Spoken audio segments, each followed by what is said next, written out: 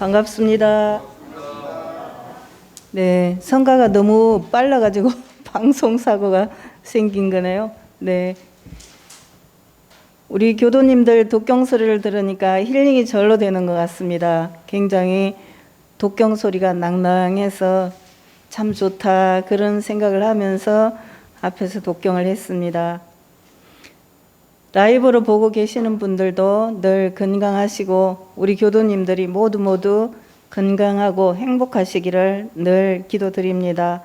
오늘은 입선의 필요와 마음 길들이기라는 제목으로 말씀을 드리겠습니다. 지금 왜 이 말씀을 드리는지 아시겠죠? 네, 21일 날 우리 교도 정기 훈련을 하기로 되어 있습니다. 작년에 코로나 때문에 미루다가 지금이 됐는데 작년보다 더 나빠진 것 같아요. 그때는 숫자가 더 적었는데 지금 이제 확진자가 더 늘어나는 그런 추세에 있습니다. 아무튼 그 생각을 하시고 오늘 이 말씀을 들어주시면 좋겠습니다. 우리가 아침에 일어나면 누구를 제일 먼저 만날까요? 나요. 네? 나요. 그렇죠. 자기 자신을 제일 먼저 만납니다.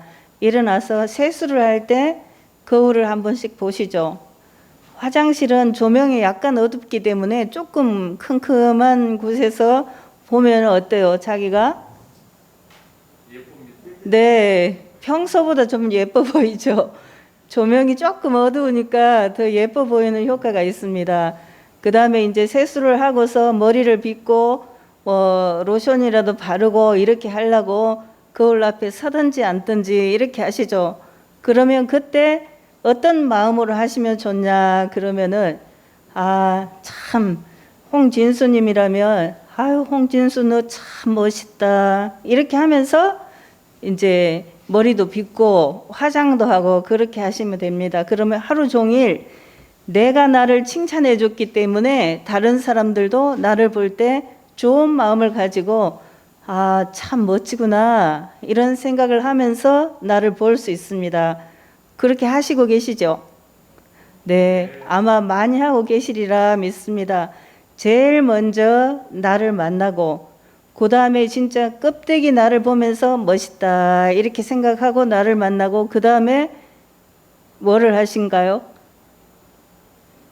심고를 올리시죠? 심고를 올리시는데 이제 법신부를 봉안하고 법신부를 앞에서 하시는 분도 계실 거고 혹시 봉안이 안 되셨으면은 이제 그 방에서 그냥 주무시던 자리에서 할 수도 있고 아니면 잠깐 나와서 할 수도 있고 어쨌든 간에 맨 먼저 만난 것은 껍데기 나라면은 그 다음에는 자성 부린 나를 만나게 되는 거죠. 그렇게 하시면서 정말 우리 그 자성불 이전의 그 법신불 사은님께 심고를 올리면서 하루를 시작하실 겁니다. 그러면서 온 세상 사람들이 다 행복하고 그 다음에 우리 가족들도 행복하고 건강하고 나도 오늘 하루를 잘 살겠습니다. 이렇게 심고를 올리실 겁니다.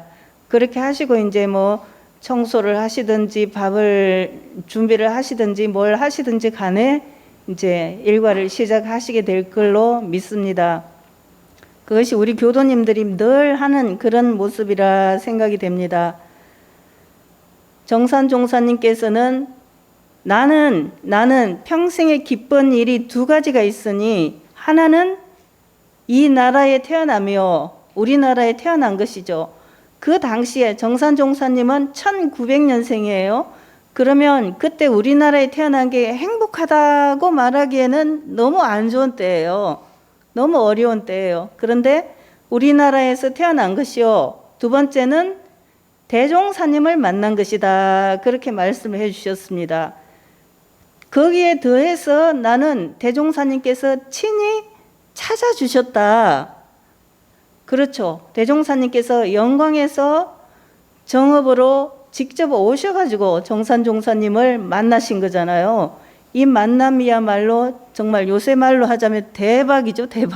대박 사건이다 이렇게 말할 수 있는데 대박 만남이다 이렇게 말할 수 있습니다. 그래서 정산종사님은 나는 우리나라에서 태어난 것이 기쁘고 또 대종사님을 만난 것이 기쁜데 그 가운데 대종사님께서 친히 나를 이끌어 주셨으니 더욱 은혜롭고 기쁘다. 이렇게 기원편에서 말씀을 해주고 계십니다.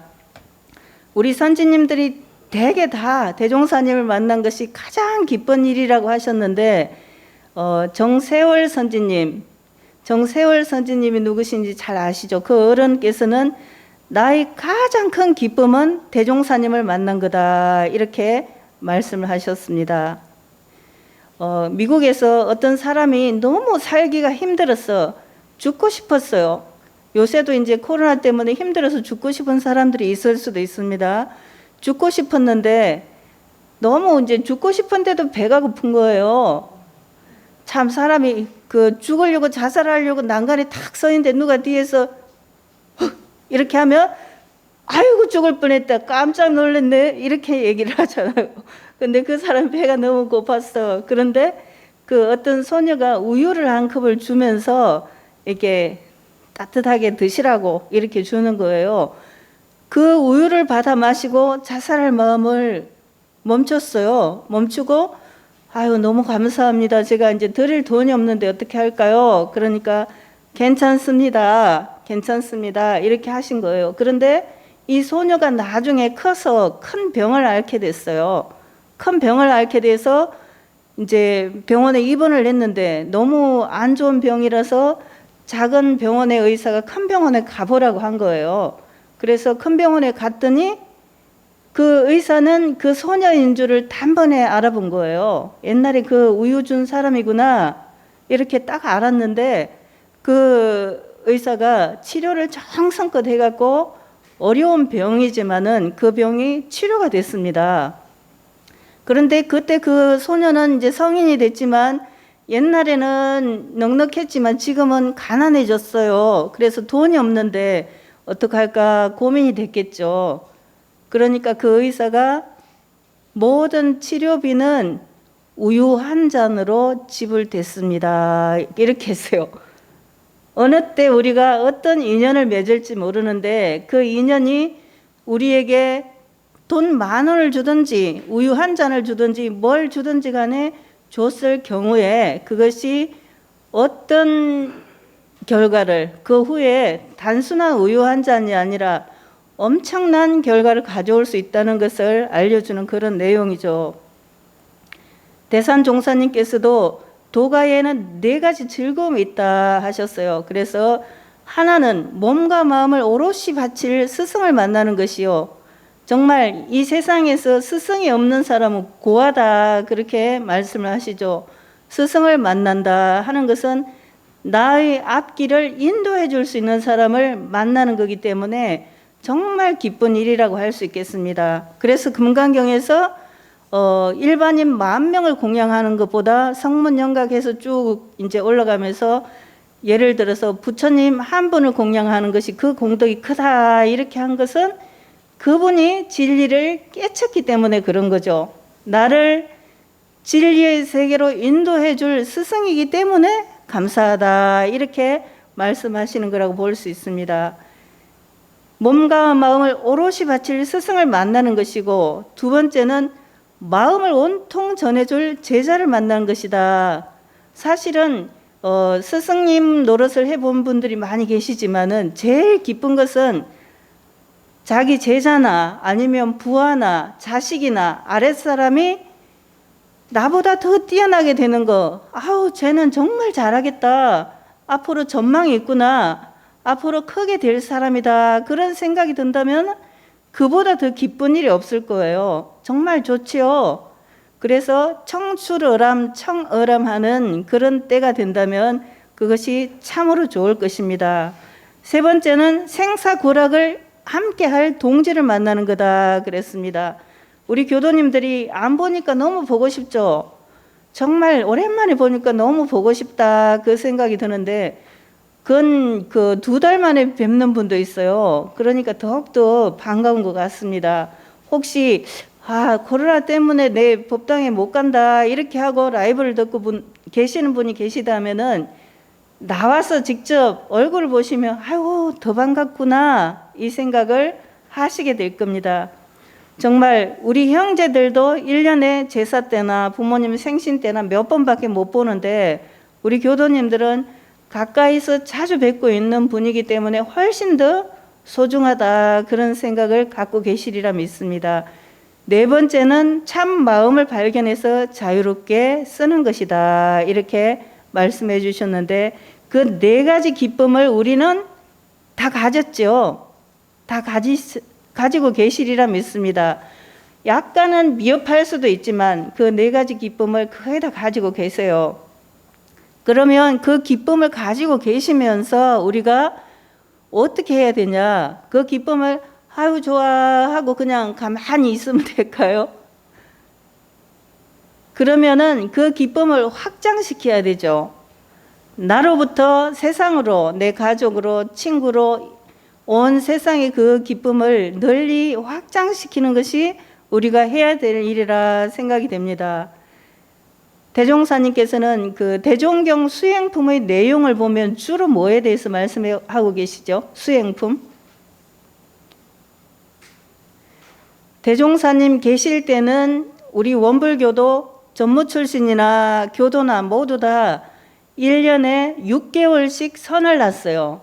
동선 3개월, 하선 3개월, 6개월씩 선을 놨는데 그때 하신 말씀이 주로 수행품 속에 들어있어요. 그래서 입선의 필요에 대해서 또 이제 선을 하는 것은 무엇과 같은가 그런 내용들 어떻게 하면은 선을 잘 할 수 있나 어떻게 하면 마음 공부를 잘 할 수 있나 하는 것이 다 수행품에 들어 있습니다. 그래서 수행품을 잘 읽어보시면은 대종사님과 제자들이 당시에 어떤 공부를 하셨는지 그 내용을 짐작해 볼 수 있는 그런 대목이 많이 나옵니다.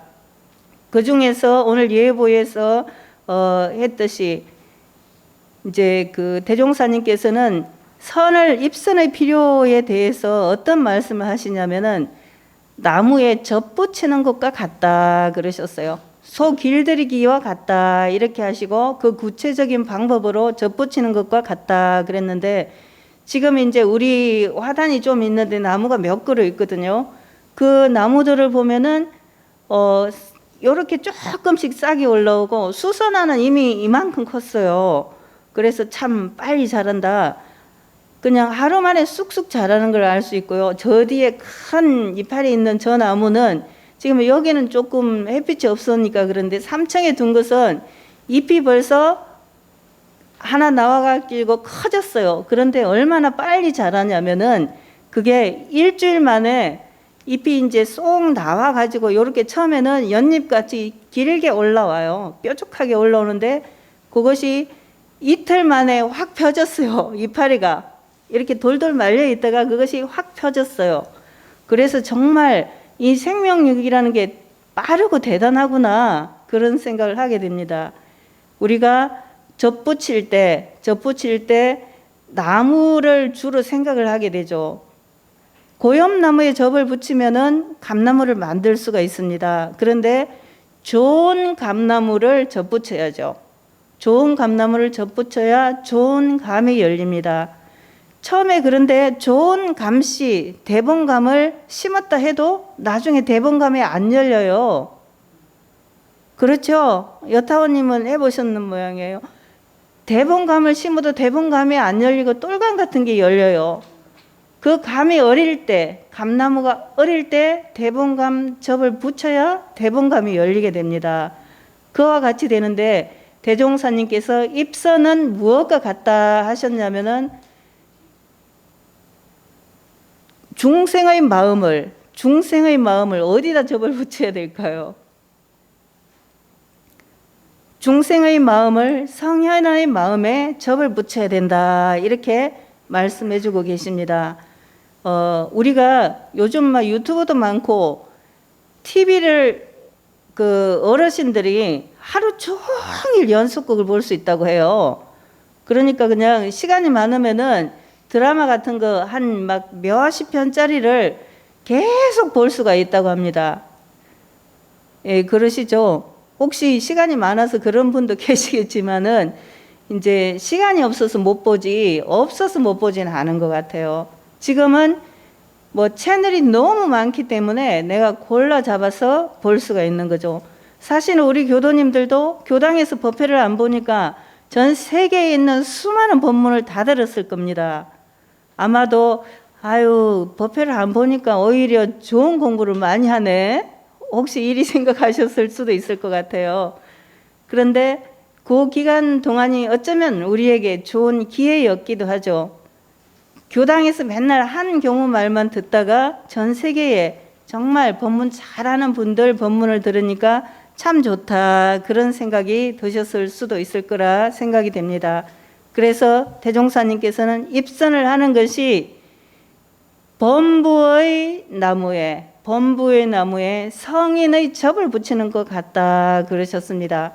접을 붙여주는 사람은 선을 지도해주는 분들이겠죠. 그 당시에 대종사님 계실 때에 우리 선지님들을 보면은 익산 본관에 가서, 그러니까 불법연구회 회관이 지금 중앙총부죠. 본관에 가서 선을 날 때에 여러 가지 프로그램을 하시는데 그 중에서 지금 말하는 11과목 훈련을 다 하신 거예요. 그 가운데 지금 우리가 그 원남지구에서 하고 있는 저녁 연불정진 이런 것도 하셨죠. 그리고 강연도 하시고 좌선하시고 연불하시고 또 일도 하셨어요. 대종사님은 놀고 먹는 것을 바라지 않으시고 놀고 먹는 폐풍을 고치자 하셨기 때문에 일을 하셨어요. 그러면서 공동 출력이 있을 때 총부에서 일을 할 때는 송장이라도 일어나서 일을 해야 된다, 이렇게 말씀하셨어요. 그래서 저희들이 학교 다닐 때 만약에 그 자선 시간에 안 나오는 것도 잘못된 거지만은 자선 시간에는 잘 나오면서 작업 시간에 안 나오는 사람이 가끔 있어요. 그러면 그 사람을 크게 꾸지름하시면서 대종사님께서는 산 송장이라도 작업 시간에는 나오라 했다, 그 말씀을 많이 해주셨고 그 말씀을 많이 들었습니다. 그 같이 공부하는 거, 입선하는 거, 그것이 얼마나 중요하다고 생각하셨냐면 구타원 이공주 종사님은 결혼을 하셨었죠. 혼인을 하셨는데 굉장히 부잣집에 시집을 가셨어요. 그런데 옛날에 그 부자들은 부모님이 정해주는 배우자가 있어요. 어릴 때부터 정해놓은 그런 배우자가 있죠. 그러니까 이제 둘째 부인으로 가신 거예요. 경기고녀를 졸업하시고 남원으로 가서 보니까 부인이 계신 거죠. 그런 상황이 굉장히 많았습니다. 그런데 그 남편이 일찍 돌아가셨어요. 돌아가시고 설화에 아들 2명을 두었습니다. 그 한 명이 큰아들이 박창기, 작은 아들이 이제 박원기 그러시는데, 작은 아들은 초등학교 다닐 때 5학년 때 13살 때 병약해가지고 그만 열반하게 됩니다. 그리고 박창기 선지님도 굉장히 약했다고 해요. 약했는데 구타원님보다 먼저 출가를 했어요. 박창기 선지님이 먼저 출가를 하고, 그런데 이제 구타원님이 송구영신 하면서 나의 감상 이런 글을 회보에다 쓰셨는데 어떻게 쓰셨냐면은 나의 장애물인 원기도 가고, 그러니까 어릴 때부터 병약해갖고 구타원님이 뭐라고 쓰셨냐면은 학급에서 반장이 됐는데 몸이 약해서 반장을 못할 정도다, 이렇게 쓰셨어요. 그 원기도 가고 또 창기도 출가를 했고 그랬으니 나도 출가를 한다, 이런 내용으로 쓰셨어요. 그러니까 다른 사람들 같으면 자식이 죽었다 그러면 약간 이제 정신이 뒤집어지죠. 정신을 못 차리고 뭐 혼절한다든지 이렇게 되는데 구타원님이 쓰시기를 내 장애물인 원기도 가고 이렇게 쓰셨어요. 서가모니 부처님께서 아들을 라훌라라 그러셨죠. 라훌라라는 뜻이 장애물이다, 그런 뜻이에요. 출가 수도를 하는 데는 가까운 인연이 장애가 된다 생각했기 때문에 서가모니 부처님도 라훌라라고 하셨고 구타원님도 원기가 작은 아들이 일찍 간 것이 엄마 마음에 그게 얼마나 애통한 일이에요. 그 애간장이 녹는다 그러죠. 단장에 뭐 미아리국에 그런 노래도 있는데 간장이 끊어지는 그런 고통이 당연히 있을 겁니다. 그런 고통이 있다. 그리고 민자연아가 어머니시죠. 민자연아 어머니도 얼마 후에 곧 돌아가신 거예요. 그러니까 자식이 있고 어머니가 계시면 그 사람들을 내가 돌봐야 되기 때문에 거기에 묶여서 출가하기가 어려운데 다 장애물이 떠난 거예요. 다 떠났어. 그리고 큰아들 창기는 출가를 했으니까 구타원님 입장에서는 대종사님을 만나서 출가를 하니까 전문 입선을 저절로 하게 되는 정말 좋은 기회다. 이렇게 쓰신 거예요. 아마 보통 사람들이 자식이 죽었는데 그것이 정말 기쁜 일이다 이렇게 썼다면 미쳤다고 그럴 거예요. 그렇죠. 여러분 친구들이 만약에 자식이 죽었는데 아유 나는 장애물이 이제 없어졌어 출가를 하면 좋겠어 이렇게 말했다면 저 사람이 정신이 돌았나 그럴 거예요. 근데 구타원님은 일희 일비다 하시면서 자식이나 부모님이 돌아가신 거는 비에 해당이 되죠. 그렇지만은 그 장애물이 사라져서 출가 입선을 하게 됐으니 그것은 일희다 이렇게 말씀을 하고 계신 거예요. 그러니까 참 건기가 상근기다 하는 것을 그 말씀만 봐서도 짐작할 수 있는 그런 내용이죠. 우리가 선원에서 입선하는 것을 대종사님께서는 소 길들이기와 같다 그러시고 그 구체적인 내용을 모구 십도송에서 금정소가 흰소가 되고 나중에는 소도 나도 없어지고 이런 상만 남아있는 경지 그것을 모구 십도송에서 말씀하고 계시는데 우리가 선을 한 번 나갔고 그게 어찌 가능하겠어요? 어렵겠죠. 그렇지만은 우리는 선을 매일매일 하는 거죠. 아침에 일어나서 저녁에 자기 전까지 그때도 매일매일 하고 또 좀 더 구체적으로는 일요일날 법당에 와서 하고 또 좀 더 적극적으로는 1년에 한 차례 선을 나는 것이 입선을 하는 것이 그와 같이 하게 되는 내용이라고 보겠습니다. 대종사님께서 입선하는 것은 소 길들이기와 같기도 하고 또 환자가 병원에 입원하는 것과 같다 그랬습니다. 그러면은 환자가 병원에 입원하면은 어떻게 하죠? 그냥 그 의사를 딱 믿어야 되는 거죠.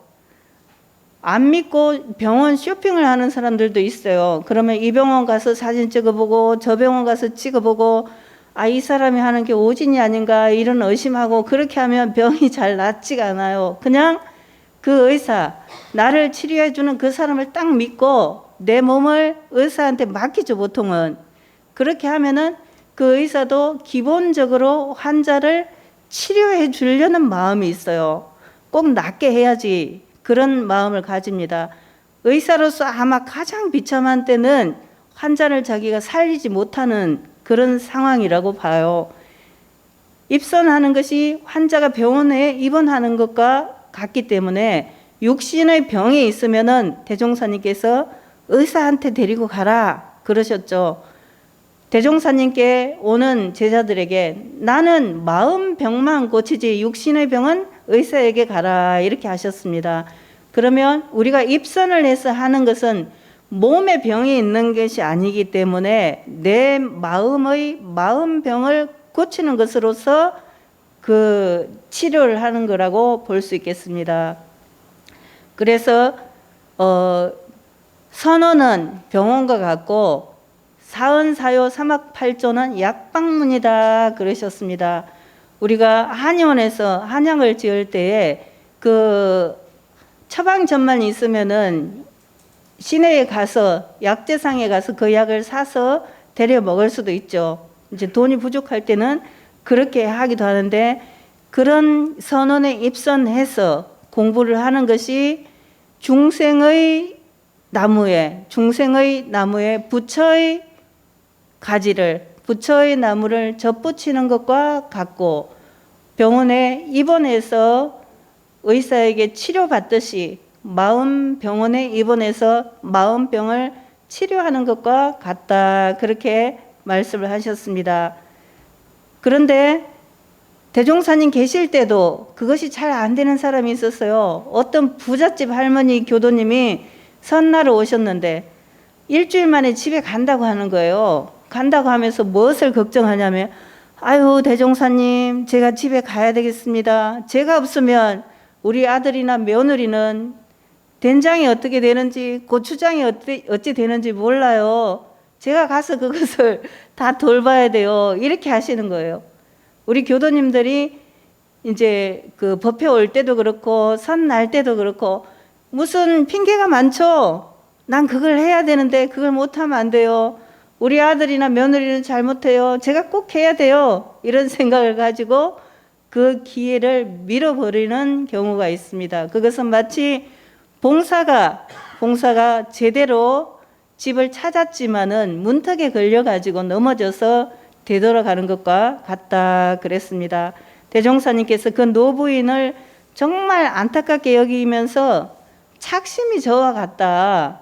고추장, 된장 그거 좀 망가지면 어때요? 사람이 안 망가지면 되지. 그런데 거기 마음이 탁 붙어 있기 때문에 못 떠나는 거죠.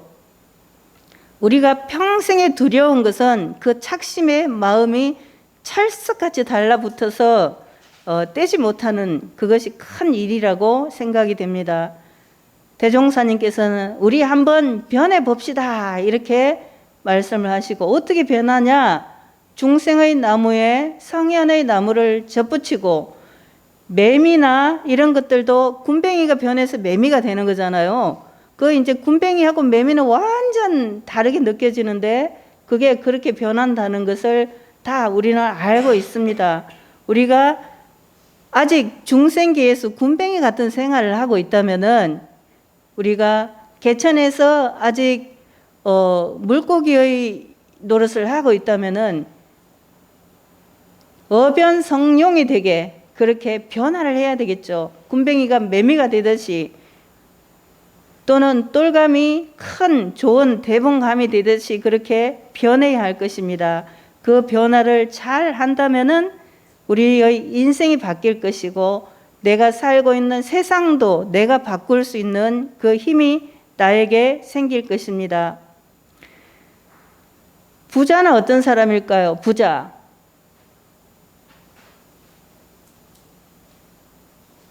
잘 사는 사람은 어떤 사람일까요? 부자하고 잘 사는 사람 차이는 뭐지요?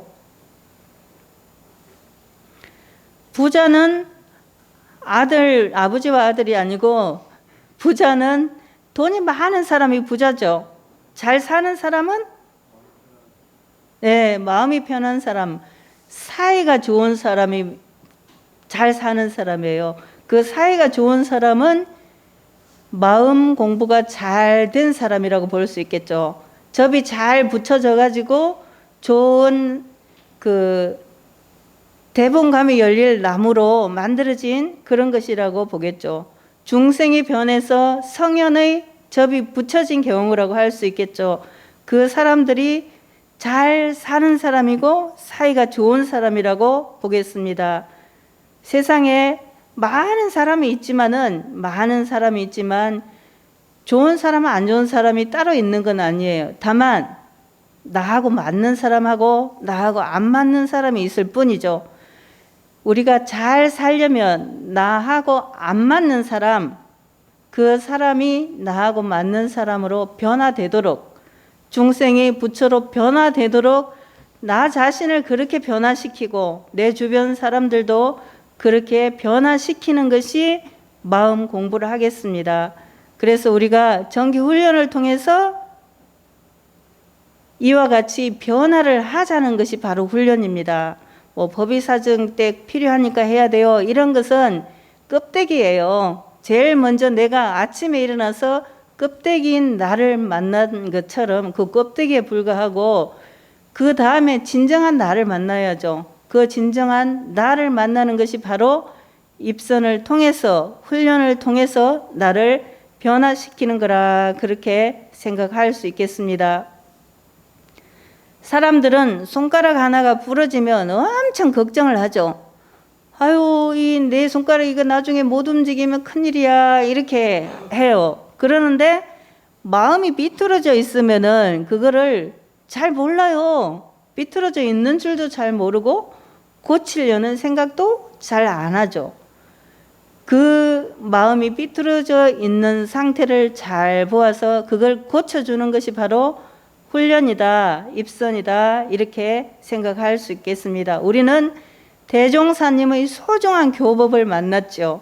그래서 그 만남을 통해서 변화를 하고자 노력을 하는 사람들입니다. 아직 완전히 완벽하게 변화되지 못했지만 변화하려고 노력하는 사람들이고, 그 변화하는 방법이 바로 훈련이죠. 그 훈련을 통해서 우리가 중생의 모습을 부처의 모습으로 변화시키고 군뱅이가 매미가 되고 이렇게 변화하는 모습을 나 자신이 나를 변화한 나를 찾아보고, 변화가 잘 안 되면 변화를 시켜보기에 노력을 하는 것이 바로 정기훈련이라 하겠습니다. 그래서 우리 교도님들께서 정기훈련, 아유, 이 복잡한 때 뭘 하려고 해? 이렇게 하지 마시고 온라인으로 할 그런 예정에 있으니까 다 참석하셔가지고 정말 짧은 시간에 변화가 속히 되지는 않겠지만 그렇더라도 천천히 나는 이렇게 변화하겠다 하는 생각을 가지고 변화에 노력을 하시면 좋겠습니다. 저도 그와 같이 공부하겠습니다. 밴드 라이브를 듣고 계시는 교도님들도 모두 건강하시고 입선을 통해서 변화하는 내가 되기를 바랍니다. 감사합니다.